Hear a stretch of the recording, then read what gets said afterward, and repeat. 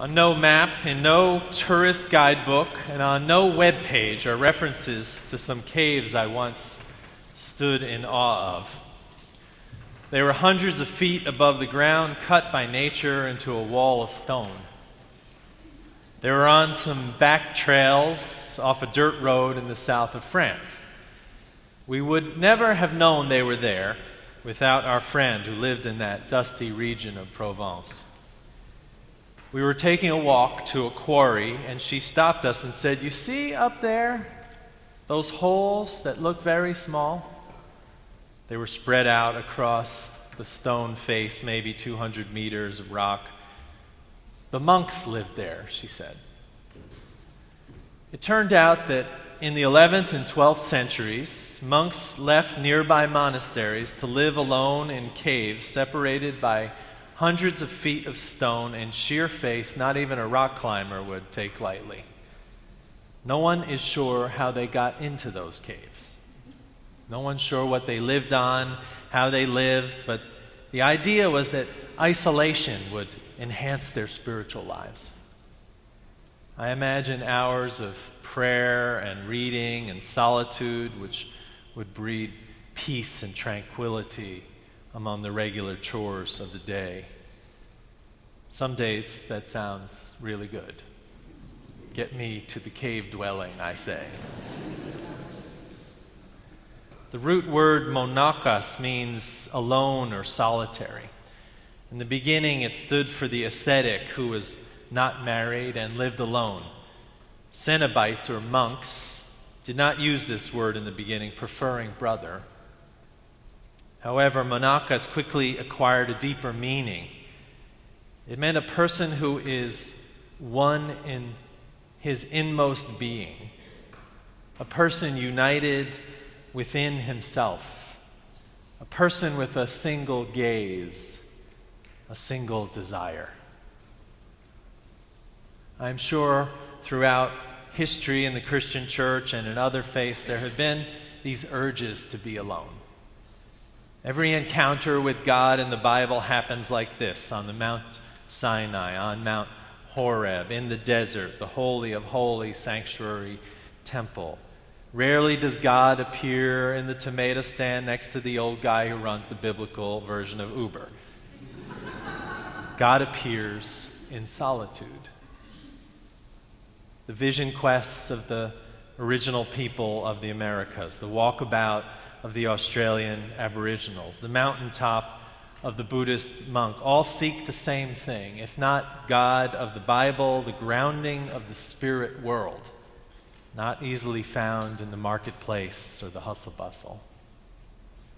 Each in his or her own way understood that retreat from the world was key to spiritual depth, to the single-minded encounter, the single gaze with the holy. This is emphasized by stories we have all heard about seekers that go up to the mountaintop to seek the guidance of that holy guru. One I like is about a man who goes to the top of the mountain to seek the guru and tells him that he was caught cheating and gambling and was thrown out the second floor window by a friend of his. He asks, "What should I do, guru?" And the monk replies, "I suggest you play on the ground floor from now on." Before I took off on my bicycle ride across the country, a member gave me a cartoon of a man who took his bicycle all the way up to the mountain to see the guru. Exhausted, he stands before the guru, asks for advice, and the guru says, "Wear a helmet." We joke, but there's reasons these stories exist. It's because out of isolation came depth of experience for those who sought it.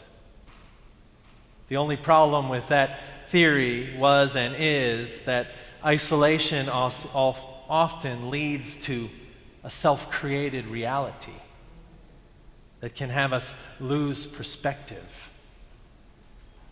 Time and again, we have proved that we are communal creatures seeking out the company of others.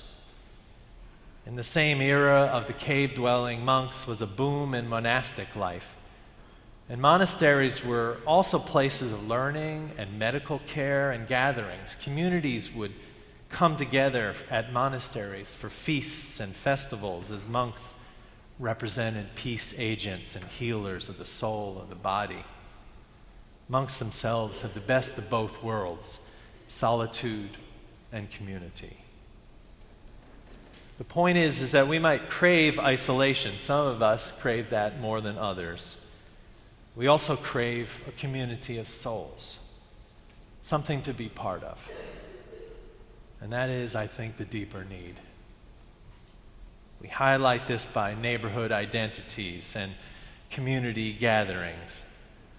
Some neighborhoods and communities are better at that than others. But the presence of a neighborhood, or just the idea that we are part of a neighborhood or community, is a symbol of care. Care that says, you matter. That you matter to others.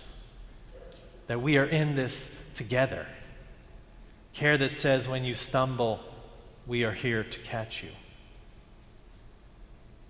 One of the greatest gifts or strengths of the church is that we balance this inevitable isolation with an opportunity for communion, for creating a temporary yet lasting neighborhood.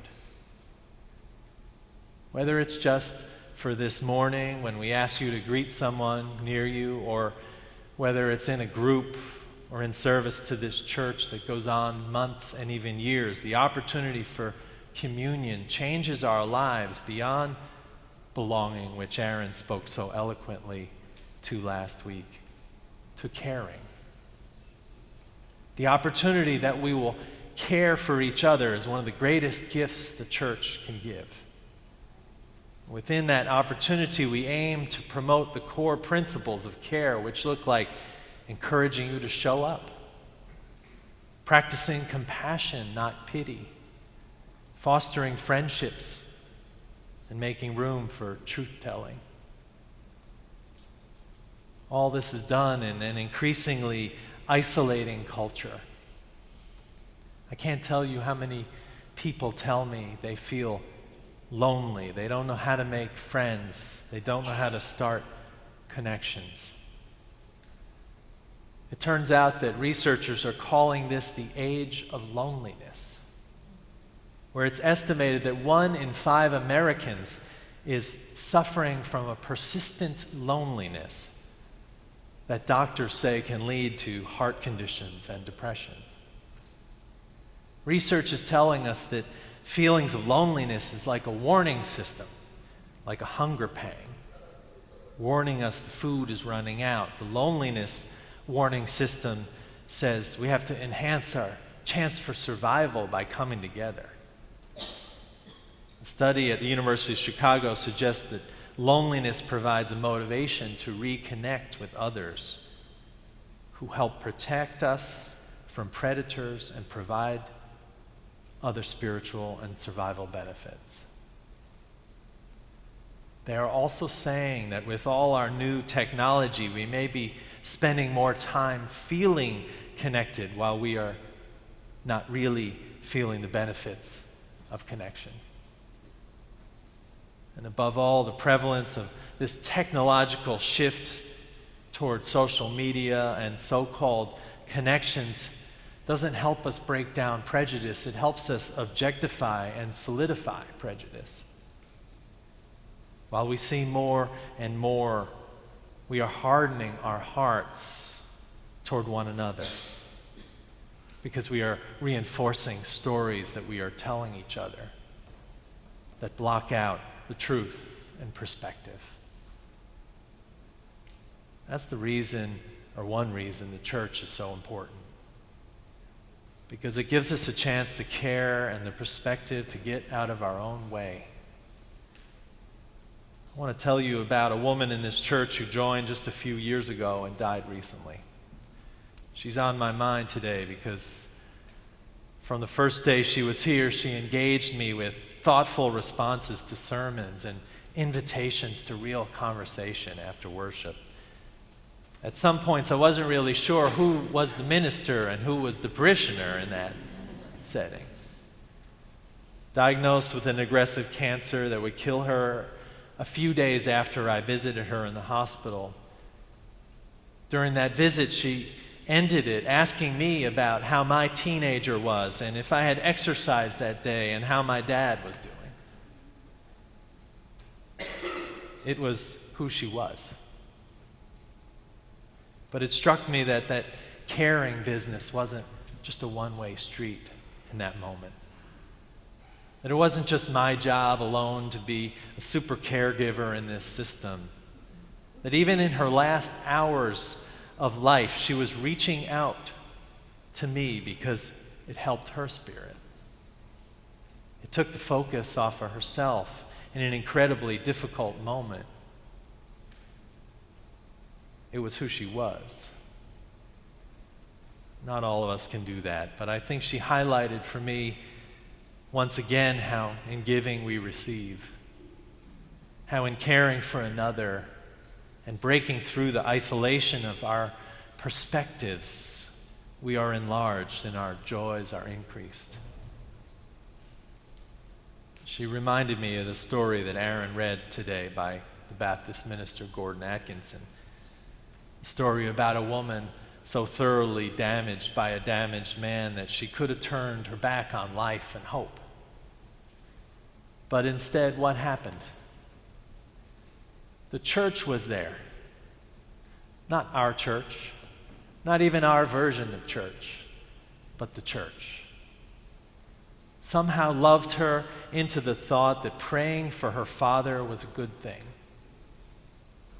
The church helped till the ground in her spirit to have her open up and share her story with them. The church protected her in dangerous times, giving her sanctuary and a hiding place. And the church loved her through her grief. When the preacher hugged her, he knew it wasn't just him. It was all of them, expressing the love of God. I have witnessed this time and again here. In caring for each other, we gain a life that knows what goes beyond struggle. It's not abstract.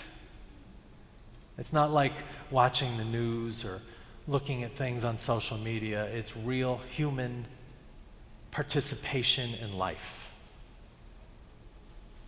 And the caregivers in this church have said so much about their opportunities. I asked a few this week to tell me about their experience. One said, when I spoke to Jean Ann about visiting one of our members, I thought that it would be a good way to give back and be of service. Little did I know I was actually going to be given a huge gift in visiting one of our members.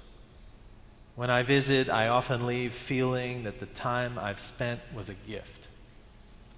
My heart often feels so full. I'm very lucky to have had that match made by Jean Ann. And another member said, the first congregant I visited was Pat Tharp, former dance instructor, longtime friend, and a man with an occasional acerbic wit. Each time I saw him, he spoke less, turning more inward and still. Early on when I said, "It's good to see you, Pat," he responded with a quick, "It's good to be seen." She said, I knew his spirit and humor were intact inside that shell of a formerly active and graceful and energetic man. The privilege of being with our people near the end of their lives was an incredible gift. Their inspiring examples gave me hope for acceptance and grace when my life draws to a close. I think care just doesn't happen. It happens because we practice it. Not only reaching out to those we know, but caring and carrying the hopes and prayers of others. That is why we have so many avenues for care in this church. To live not with a single gaze upon God, but to know it in so many forms. And to participate in the healing, holy work of opening our hearts to one another. It's the hope of this community that we practice this from time to time. And that's why every year we do an exercise I brought to you a few years ago. You have a piece of paper in your order of service. It's a prayer card. Someone said to me one year, when we do this, I carry these prayers all year. It makes the sanctuary smaller. I know someone is thinking of me, and I get to think of them. Now, maybe someone in here is saying goodbye to Daddy, or struggling with a decision. Everyone in this room has something someone else can carry. So I ask you to join in this exercise, to write on that piece of paper a personal need, a need for a blessing or a hope, a care or a burden you wish someone to carry. We write them, we collect them, and you pick them up as you leave, a different one, hopefully, than the one you wrote. And I invite you to consider the one you receive as you leave every day this week. And if you can, hold them for a year. Contemplate how you are cared for and how you can care back even in this simple way. The thing you write on here is not peace in the Middle East. It is peace in my heart and my family. It is a hope for my sister, my brother. It is personal. Time to write, and when you're done, pass them to the edges of the aisles, and the ushers will collect them as they come.